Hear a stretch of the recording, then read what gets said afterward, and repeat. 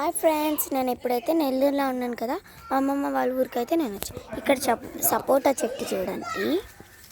సపోటా చెట్టుకి సపోటా కాయలు ఎంత స్వీట్గా ఉన్నాయి కదా.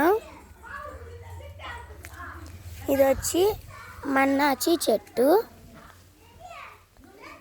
దీనికి కాయలు కూడా ఉన్నాయి. దొండి కాయలు. ఇది వచ్చి జామ చెట్టు, ఇది వచ్చి నిమ్మ చెట్టు అన్నమాట. నిమ్మ చెట్టుకి నిమ్మకాయ కూడా ఉంది. సీనీ చెట్టు అయితే నేను చూపిస్తాను. ఇదైతే సీనీ చెట్టు, దీనికి కాయ చూడండి.